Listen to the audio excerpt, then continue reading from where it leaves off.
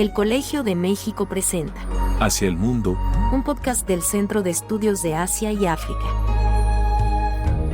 Hola, ¿qué tal? En este episodio voy a conversar con Wendy Phillips, investigadora del Instituto de Investigaciones Filológicas de la UNAM, sobre las fascinantes y aún insospechadas tramas que enlazan las antiguas fábulas sánscritas con la tradición literaria hispánica. Y no es invento. Hola, Wendy. Qué gusto tenerte en esta aventura. Qué gusto, sobre todo, charlar de cosas que nos apasionan, que nos gustan y que pues, creemos también van a ser de interés o podrán resultar de interés para otras personas. Creo que si le vamos a entrar a un tema como este, pues habría que ir al inicio. Y el inicio es la infancia, ¿no? Cuando uno era pues, pequeño, ¿no? Esos años de ternura, de ingenuidad, de asombro en el que descubría pues, libros, ¿no? Pero no tanto como estos objetos pesados, más o menos gruesos, llenos de ideas y de palabras como los que pueblan este recinto en el que estamos, ¿no? La biblioteca del Colegio de México, sino más bien como estos otros objetos más lúdicos, donde uno encontraba a veces portadas muy vistosas, y que las ilustraciones, pues, coqueteaban con las letras, ¿no? Me refiero a eso. Me imagino que en tu caso, como en el mío y de muchas otras personas, pues las primeras lecturas eran cuentos de hadas, fábulas, cuentos maravillosos, este tipo de cosas. ¿Fue así? Bueno, primero que nada, muchas gracias por la invitación. Contentísima de poder platicar esto contigo, que lo hemos platicado también de muchas maneras, pero ahora también compartirlo con el público me alegra mucho. Y bueno, sí, déjame contarte que mi niño tiene 7 años y justamente en segundo de primaria están viendo fábulas. Entonces me alegra mucho que sí es una cosa que pervive, sea desde el punto de vista que te las cuentan en casa, que las encuentras por allí, pero incluso en la escuela es una cosa que no ha desaparecido. Y entonces sí, yo creo que las fábulas y los cuentos de la infancia, pues de muchas maneras forman nuestro acervo narrativo. Y es muy claro, ahora es muy claro porque hay estudios neurológicos y todo, que la mente trabaja de una cierta forma de acuerdo con las narraciones que uno conoce. Entonces, estas cositas, cuentitos que uno conoce de niño terminan formando pues una gran parte de la expectativa de mundo de lo que vendrá después. No solo porque el cuento en específico determine la situación, sino porque aprende uno a hilar causa con evento, causa con evento, causa con evento, y eso desde luego es una cosa muy importante. Claro, tienen una fórmula muy, muy particular, ¿no? De eso vamos a hablar un poquito más adelante, pero yo creo que cuando yo empecé a leer estos cuentos, estos tipos de cuento en particular, sucedía algo que no me sucedía con otro tipo de libros infantiles, y es que me remitía como a lugares maravillosos, ¿no? Te lleva a otras tierras, otros tiempos, pero al mismo tiempo como que transformaba la manera en la que entendía el mundo, ¿no? Ese tipo de transformación yo creo que no la volví a experimentar sino hasta muchos años después con la poesía, ¿no? Eso está muy bonito, porque sí es una forma como de... Es un descubrimiento de cómo funciona el mundo y cómo funciona uno con el mundo. Y una cosa que, como decías, parece inventada y parece increíble, es que muchos cuentos de la India están en nuestro acervo, a veces popular, pero no los identificamos porque no conocemos esa línea que nos lleva hasta allá. Por ejemplo, yo a mis alumnos de letras hispánicas siempre me gusta sorprenderlos diciéndoles que el primer ejemplo de ficción en prosa es una traducción de una obra sánscrita, que es el Panchatantra, y que es una colección de fábulas pues, de animales y cosas así. Entonces siempre me dice, ¿cómo es posible que el Kalila Edimna, que es lo más español de lo más español, es el nacimiento, es el español en pañales, ¿cómo es posible que venga de la India? Digo, bueno, viene de un largo camino, hay muchas adaptaciones, se transforma mucho, pero sí, se trata de una serie de historias que fueron viajando. ¿Y por qué viajaban? Porque tenían algo que decir en todas esas sociedades por donde fueron pasando, pues tenían algo que dejar. Y lo más sorprendente es que algunas todavía las tenemos todavía, es decir, nos siguen diciendo cosas. ¿Como cuáles, por ejemplo? Yo creo que la más conocida es lo que nosotros ahora llamamos la fábula de la lechera, que no era una lechera en el inicio, era un brahman y no traía leche en la cabeza, sino que tenía una vasija con trigo que le habían dado después de una ceremonia religiosa. Y bueno, la fábula de la lechera es esta que va a la lechera pensando voy a vender esta leche y entonces voy a comprar unas cosas y las voy a volver a vender y revender y etcétera, y me voy a hacer rica y me casaré con un príncipe y así. Y entonces se cae y pues pierde todo aquel sueño y pierde sobre todo la pequeña realidad que traía en la cabeza de vender esa leche y hacerse de un poco de dinero. Pues la versión india, digamos la que conocemos como más antigua, está en el Panchatantra y ahí era un brahman con una olla de trigo que le dan en una celebración religiosa como una apreciación por su labor de brahman. Y él se mete a un cobertizo de alguien que hacía vasijas. Está acostado así, cuelga su vasija del techo y la está viendo y dice, uy, con esta vasija voy a poder comprar muchas cosas y me voy a hacer muy rico. Es más, voy a ser tan rico que voy a tener 4 esposas. Y de las 4, la última va a ser la más hermosa, pero las otras van a estar celosas y le van a querer hacer daño. Y cuando le quieran hacer daño, yo con un palo les voy a hacer paz, paz, paz. Con lo cual rompe su vasija, rompe otras vasijas que estaban en el taller del señor que lo había dejado pasar allí la noche, lo sacan a palos y a patadas y entonces pues se queda sin absolutamente nada. Una cosa interesante allí es cómo en la India, el tonto era un brahman, es decir, una persona excesivamente preocupada por la religión y poco práctico. Pero cuando pasa a Occidente, si alguien es tonto, tiene que ser una mujer. Y entonces, esas cosas a mí me gusta verlas. Bueno, eso es una de las cosas interesantes. Es decir, bueno, es fascinante primero pensar que la prosa de ficción en realidad es una adaptación de una tradición india, para empezar, ¿no? Eso ya es como alucinante. Cuesta trabajo. Cuesta trabajo, ¿no? Es decir, para el común de las gentes, la primera vez que yo me encontré con eso fue de verdad, es así. Pero la otra es las transformaciones o las adaptaciones que han tenido todos estos cuentos, ¿no?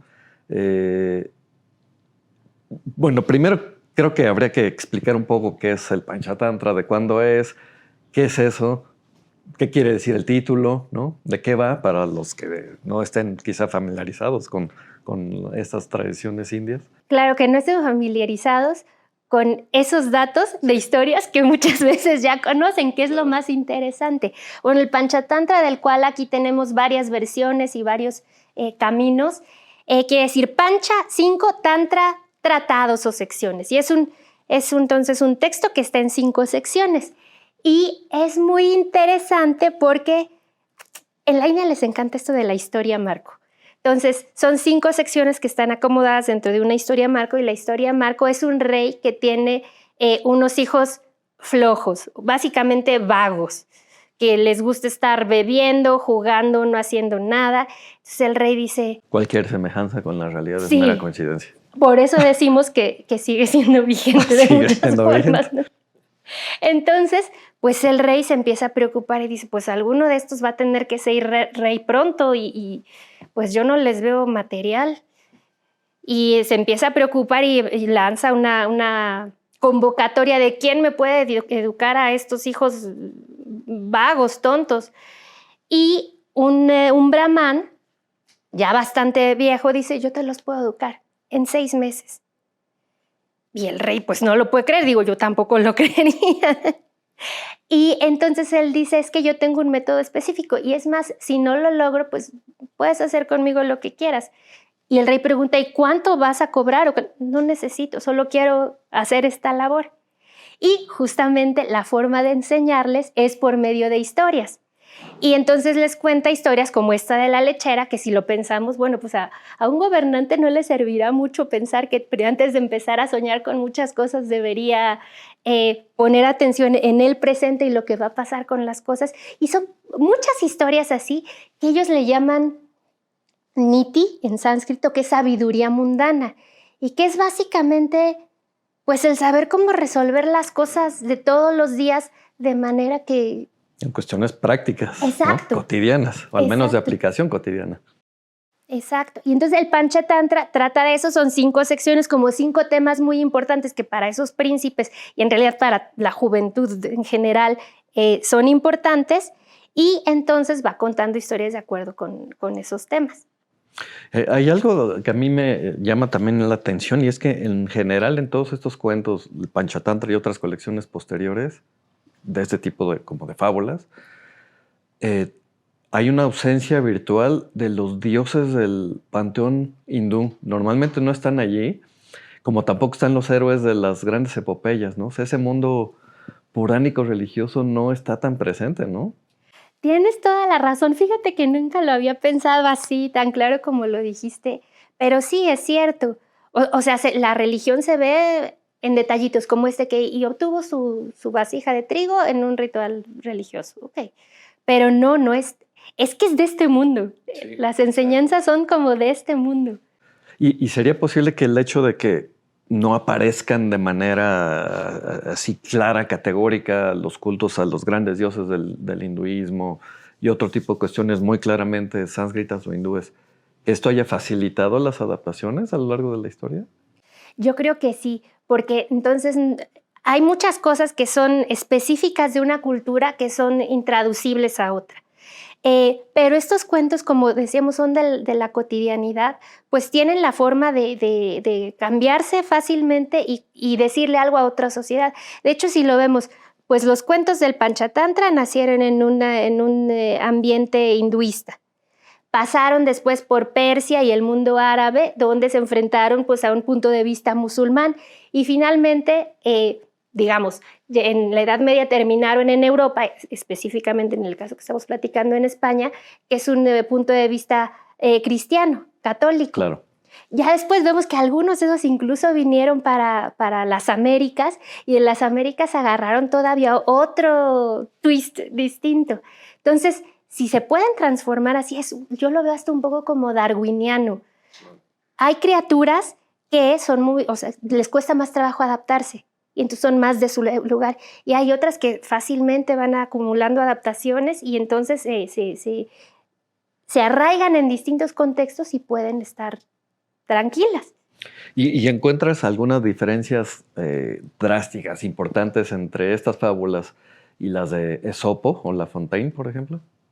¿O son más las semejanzas? Con Esopo me cuesta trabajo decir porque no conozco bien la tradición, que es tan profunda, la tradición griega de las fábulas o la clásica, como la India, y siempre hay un poco de disputa de saber si se influyeron o si fueron de manera distinta. Entonces allí me retengo un poco para decir algo. Pero La Fontaine, por ejemplo, él es muy abierto en decir que estas obras que él hizo, él las transformó y que son obra de un sabio indio, que no sé por qué en Europa, no en España, pero en otros lugares de Europa, se dio por llamar Pilpay.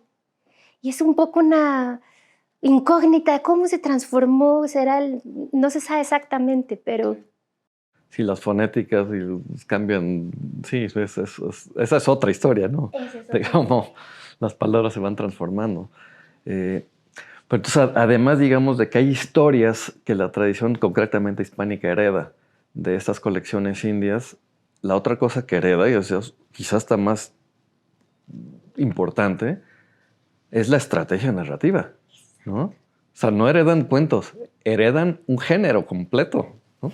Y esa es una cosa fascinante porque heredan, digamos, un cierto acervo de cuentos, pero se heredan sobre todo, y no solo heredan, porque entonces también diríamos que no tuvo un impulso creativo, que sí tuvieron, sino que heredan y transforman un know-how que se vuelven una maquinita de hacer historias. Entonces vemos que muchas obras de la literatura española medieval, el Conde Lucanor, el Caballero Cifar, el propio Calila Edimna, el Sendebar, muchas colecciones, todas estas obras que menciono son colecciones de cuentitos.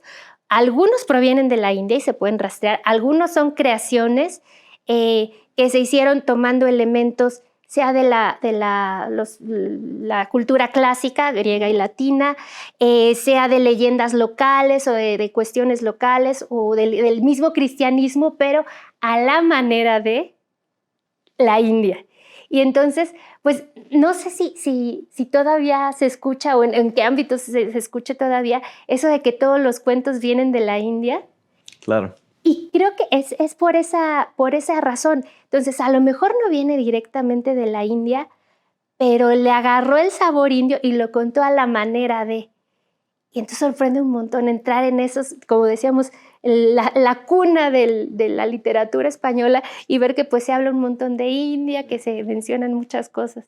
A mí también me llama la atención como esta diferencia de, por un lado, decir, todas las historias vienen de la India, como en una intención más positiva, contrastada con esos son puros cuentos chinos, que es más bien negativo. Claro. Pero claro, los dos remiten desde el punto de vista de Europa al lejano oriente, ¿no? Pero en este caso no dicen son invenciones, como en el caso de los cuentos chinos, que no sé por qué dicen los chinos son puras invenciones, sino que sí, esto le da pedigrí, ¿no? Yo creo que es como esa relación conflictiva que hay con el Oriente, de gran admiración en el sentido de que son culturas muy antiguas, con una tradición sapiencial muy grande, pero al mismo tiempo pues son el otro incomprensible y de alguna forma con quien no se quiere tener una relación muy directa. Yo creo que es ese conflicto que está todavía latente y que bien que lo dices en esas dos expresiones específicas. Sí. Y por ejemplo, en una colección como esta, que después verán imágenes más particulares, como ¿qué tipo de cuentos hay? Estos vienen o no vienen, qué tanto se transformaron, Pues, dónde circulan. Este en particular me interesa, es la cucarachita mandinga. En este caso particular es la cucarachita mondinga, y ya ahí nos vamos viendo cómo el título va cambiando. Algunos a lo mejor habrán escuchado quizá un cuento que se llama La cucarachita Martina. Y entonces, esta colección que es de la UNAM, lo que trata de rescatar son los cuentos que leían los abuelos y mostrarlos en edición facsimilar. Yo no he visto muchos otros volúmenes, porque me he centrado en este, porque justamente tiene un origen indio en una historia que se llama La niña transformada en rata, que es una vez un brahman se encuentra una ratita huérfana y dice, ay, pobrecita, no tiene nadie, la voy a criar, pero pues no la puedo criar como ratita, la voy a convertir en niña. La convierte en niña, la cría. Es momento de casarla, dice, pues le voy a dar al mejor de los esposos que sea posible, y entonces se dirige a varias fuerzas. Entonces se dirige con el sol y dice, señor sol, tengo una hija que ha sido muy bien cuidada, ¿se casaría usted con ella por ser el más poderoso? Y el sol dice, es que yo no me puedo casar con ella porque no soy el más poderoso, las nubes llegan y me tapan. Va con la nube. La nube dice, no, pues yo no me puedo casar porque no soy la más poderosa, porque viene el viento y me mueve. Va con el viento. El viento dice, no, yo tampoco me puedo casar porque la montaña me detiene. La montaña le dice, yo no me puedo casar porque no soy la más poderosa. Hay un ratón que me come por dentro y yo no puedo hacer nada. Entonces, finalmente, el brahman dice, bueno, pues entonces tengo que casar a mi hija con un ratón. Y la hija era ratona. Entonces, es para ilustrar, pensando en la India antigua, esta idea de que igual se casa con igual, ratona se casa con ratón y el mundo está perfecto y está muy bien. Bueno, pues esto viajó India, Persia, el mundo árabe, llegó a España. En algún momento algo pasó que se desestabilizó la historia. Y cuando la ratona tenía que elegir marido, porque cambia la historia en el sentido de que ya no es el papá el que lo busca, sino ya es ella quien lo busca, dice, yo quiero al más poderoso. Pero entonces empieza a escoger otras especies que le parecen más poderosas. Pero cuando pasa eso, pues se pone en riesgo. Por ejemplo, termina, si yo soy ratona y soy muy especial, entonces tengo que casarme con un gato. Y entonces ahí el gato, pum, se la puede comer. Finalmente esta historia no se sabe exactamente cómo, pero llegó a Latinoamérica, especialmente a la región del Caribe, y la ratona cambió por cucaracha. Pensamos que por la cuestión del color oscuro. Entonces la cucarachita empieza a representar a la mujer nativa, sea indígena o sea de color oscuro, mulata o negra, de distintas formas. Y luego el ratón, que es un ratoncito blanco, empieza a representar la extranjería. el galán que viene pues de fuera, que es más claro y etcétera. Y se empieza a hacer esta relación entre cómo la hembra oscura se empieza a sentir atraída por este nuevo mundo que ella concibe más glamuroso, pero también como el ratón empieza a ver, pues qué linda está esta cucarachita y qué bien se mueve en este ambiente en el que yo soy extranjero, en el que estoy muy desprotegido y en el que casarme con ella me da la entrada pues al mundo colonial desde un punto de vista muy distinto. Y luego, tristemente, los amores son trágicos y eso es lo que en Latinoamérica ha encantado. Esa idea de que uno está atraído por el otro, pero finalmente, si nos regresamos al cuento original, esos matrimonios entre los distintos nunca terminan fraguando correctamente.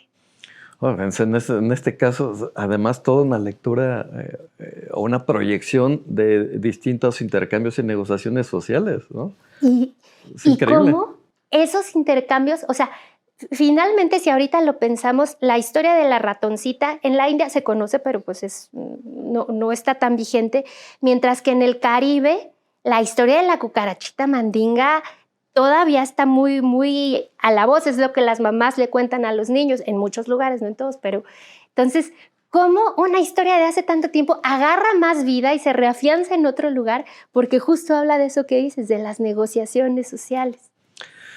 En otro tema, bueno, la mayoría de estos cuentos tienen como personajes principales animales, ¿no? La gran mayoría, que desde luego es algo que también ya vemos en Esopo.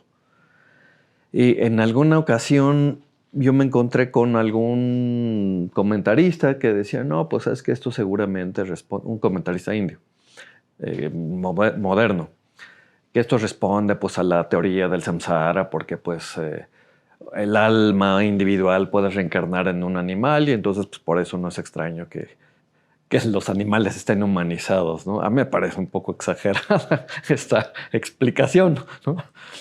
Pues a lo mejor un poco tiene que ver de alguna forma, solo en el sentido de cómo se relacionan con los animales ellos, pero la verdad es que en muchas culturas la primer literatura habla de las relaciones entre los animales. Claro. Entonces, si pensamos en fábulas mayas o fábulas de otros grupos indígenas que no tengan nada que ver con la India, también encontramos la presencia de los animales, como que es a lo mejor una primera entrada a la narrativa que viene por la observación, ¿no? Claro, la observación y la proyección de cierto tipo de conductas, ¿no? Virtudes y defectos a los animales, ¿no? O sea, es muy difícil que de pronto, no sé, que un caballo represente la maldad, es más bien raro, ¿no? No suele suceder. En cambio, hay animales que cuando se quiere representar astucia, engaño, siempre son como un número como reducido de animales, ¿no? No sale mucho de allí, ¿no? A veces hay algunas cosas extraordinarias, pero, ¿no? Como es el caso de los originalmente chacales, ¿no? Ah, claro. Sí, exactamente. Como que la personalidad del animal, su forma de ser natural, su instinto, le podemos como adscribir cualidades. ¿Cuántas veces vemos programas de National Geographic y está, no sé, un león queriéndose comer a una cría de un venadito y decimos, ay, qué malo el león? Obviamente no está en esos términos, pero nosotros le ponemos una narrativa. Y entonces yo creo que la observación eso ayuda un montón. Y sí, claro, además, una de las cosas que cambia mucho, ya habíamos hablado de que los tontos pueden ser los brahmanes en la India antigua, pero si va a estar en España medieval, si alguien es tonto es mujer.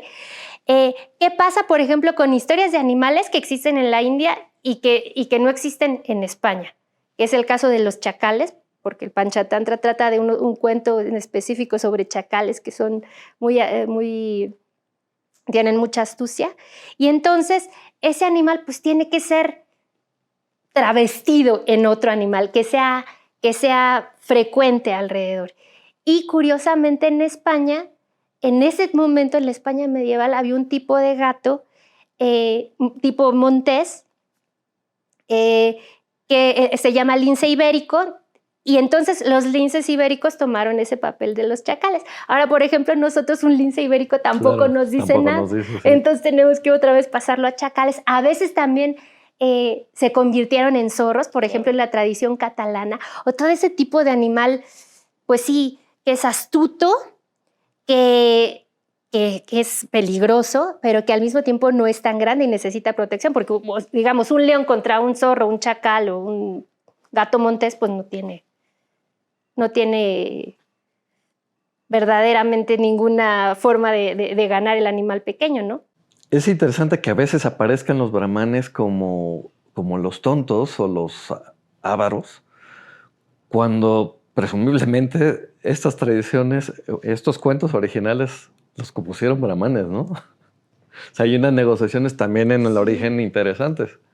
Eso es, sí, no sabría, o a lo mejor porque son muy de sabiduría popular, mundana, a lo mejor también son cuentos que se contaban en un ámbito más, no sé, no religioso como lo decíamos. Y entonces para alguien que se tiene que levantar cuando sale el sol y trabajar todo el día, pues la vida del brahman que está ahí haciendo rituales o cosas así y que solo recibe lo del trabajo de los otros para su subsistencia, a lo mejor es como, qué persona tan impráctica, si lo difícil es ponerse a trabajar de sol a sol. A lo mejor, no lo sé, pero es una cosa sin duda interesante de investigar. Sí, como también que, hasta donde recuerdo, normalmente Panchatantra, Hitopadesha nunca citan el Arthashastra, que es el gran tratado de ciencia política, estrategia militar, que pues es parte como de estas estrategias de sabiduría pragmática, ¿no?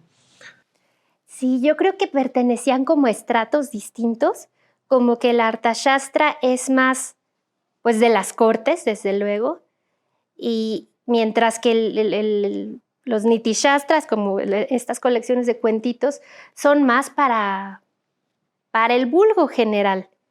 Y que se iban acumulando también a lo mejor de manera orgánica, ¿no? Por historias que uno va conociendo y que te va a pasar como le pasó a la lechera. Que es justo como están organizados estas antologías. Bueno, que en realidad antología no creo que es la palabra adecuada, ¿no?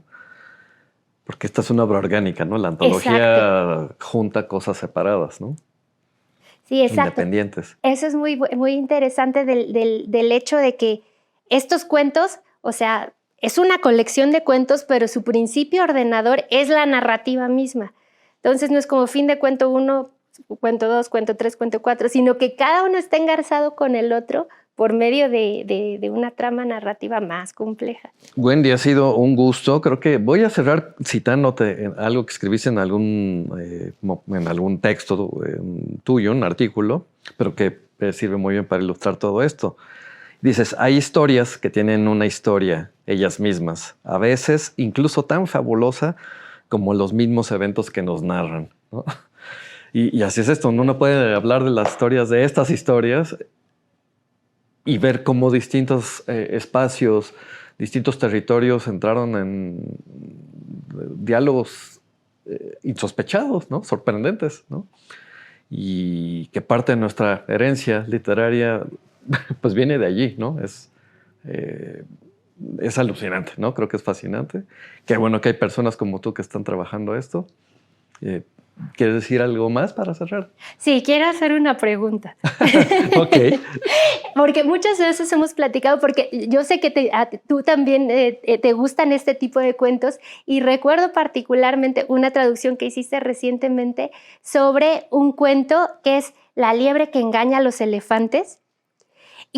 Y un poco para preguntar tu experiencia de hacer esta traducción ahora del sánscrito al español. Sí. Bueno, ese fue un trabajo interesante. Es un cuento muy corto y yo el que traduje fue a partir de la colección del Hitopadesha, que es bastante después que el Panchatantra, que es el que sirvió de base al... del Hitopadesha, que lo tenemos por aquí. Kalila Edimna, ¿no? Y en algún momento pensé que le haría más justicia si respetaba el tipo de texto que está en el original. Esto es, el cuento viene en prosa, pero la enseñanza viene en verso. O las enseñanzas. Creo que a diferencia de, por ejemplo, las fábulas de Esopo, donde la moraleja viene hasta el final, una sentencia. En este caso, dentro de un mismo cuento puede haber 3, 4, 5 versos que condensan sabiduría popular, ¿no? Entonces pensé, hay que traducir esto en verso, no en prosa, para que tenga trate de conservar ese sabor. Y pues claro, si uno ve El Conde de Lucanor es justo lo que sucede, ¿no? Estas sentencias vienen en verso medido, ¿no? Hay distintos, ¿no? Octosílabos, entecasílabos, etcétera. Entonces eso traté de hacer. Pero hay uno en particular que de hecho traduje tal cual con un refrán que utilizamos en español, porque es básicamente la misma idea. Bueno, son obviamente esas historias macro, ¿no? Marco, perdón, donde se van concatenando las historias. Entonces están algunos personajes hablando de no sé qué. Y en el preludio al cuento de los conejos y los elefantes, el que a buen árbol se arrima, buena sombra le cobija. Es exactamente igual en sánscrito. Es lo que dice. Bueno, es casi idéntico. Pero la idea es la misma, ¿no? Entonces yo dije, ¿por qué no dejarlo? ¿No? Es claro, y crear la conexión. Crear la conexión, ¿no? Y bueno, ya después viene el cuento que... Aquí hay algo interesante porque en la India también ven un conejo en la luna. No en todos los países del mundo es así. En el caso de India, México y otros sí que lo ven. Y en este caso que son animales... Bueno, viene un momento de conflicto, ¿no? Hay una gran sequía y hay muchos animales que están buscando agua. Y en algún momento los elefantes, es una gran manada de elefantes, se encuentran en un pequeño estanque. Bueno, en algunas versiones dice un gran estanque, que no puede ser si es sequía, pero uno tiene que suspender la credulidad en aras de entrarle al cuento. Pero bueno, llegan a este estanque, empiezan a retozar, a beber agua, a brincotear, etcétera. Pero resulta que en ese estanque viven unos conejos. Y como son bastante más pequeños que los elefantes, que están en la algarabía total de encontrar agua, pues empiezan a aplastarlos. Y empiezan a morirse los conejos. Y entonces algunos dicen, no, hay que irnos de acá porque nos van a exterminar completamente, etcétera. Y algunos de ellos dicen, no, yo voy a poner remedio a esto. Y entonces, claro, uno podría pensar que la máxima o la enseñanza sería más vale astucia que fuerza bruta, ¿no? Porque en efecto, los conejos no pueden hacerle la guerra a los elefantes, no hay manera, tienen que buscar algún tipo de estrategia. Pero es una astucia distinta que la de los chacales o los zorros, ¿no? Que es más malévola, digamos, ¿no? A la mala. Y en este caso lo que hacen es, vamos a invocar a alguna personalidad de autoridad para causarles miedo. No lo dicen así, pero es lo que va a suceder, ¿no? Es parecido, aunque no exactamente igual, pero parecido a como en nuestras sociedades contemporáneas alguien dice, ¿no sabes de quién soy hijo? Claro, ese es un caso más patético y deplorable. Aquí no es así. Lo que hacen es ir con el elefante o uno de estos conejos y le dice, oye, me manda mi señor porque pues, hay un mensaje muy importante. A ver, ¿qué quieres decir? Pregunta el elefante. Dímelo. No, pues es que me manda la luna, que es nuestro patrono, es nuestro dios. Este lago le pertenece a él y está muy enojado porque estás causando estragos y estás además lastimando a los custodios del lago, que son los sirvientes de la luna, es decir, nosotros, los conejos. Y está temblando de coraje. Entonces tienes que ir a disculparte. Y entonces ahí va el elefante muy consternado porque la luna es un dios, ¿no? Dentro del mundo de la India. Claro, hay distintos contextos, pero en general es una divinidad. Y algo que es interesante porque aparece más bien en Kalila y Dimna y no creo que aparecen, al menos en Hitopadesha y creo que tampoco en Pachatantra, es que cuando llega el elefante al estanque, el conejo le dice, mírala. Le dice que mire en el agua, no en el cielo, ¿no? Mete la trompa para disculparte. Y claro, al meter la trompa lo que sucede es que se mueve el agua. Y dice, ¿ya ves cómo está temblando de coraje? El elefante, no, perdón, ya no lo vuelvo a hacer, nos vamos a ir de aquí, etcétera, ¿no? Pero eso se lo agregaron, no sé si en la primera traducción Peglaví o los árabes o ya fue en la escuela de traductores de Toledo, no sé. Pero no, estoy seguro que no viene el sánscrito, el de meter la trompa en el agua, ¿no? Y hacerla temblar. Y hacerla temblar, ¿no? Y justamente con esas cosas que estás diciendo, pues también nos pone a pensar en problemas que no son lejanos. Claro. Y que como a veces el cuento está en un lado y cuando cambia le ponen más cositas o lo pulen de alguna manera y resulta una criatura muy exitosa. Es nuestro ADN narrativo, me imagino, ¿no? Anda, un ADN narrativo. Bueno. Pues creo que podemos terminar aquí, ¿no? Muchas gracias, Wendy. No va a ser la última vez que te tengamos por acá, sin duda. Bueno, gracias a ustedes que hayan escuchado o visto o ambas cosas este episodio. Esperemos que lo disfruten y que estén pendientes de los siguientes episodios. Gracias. El Colegio de México, Derechos Reservados 2025.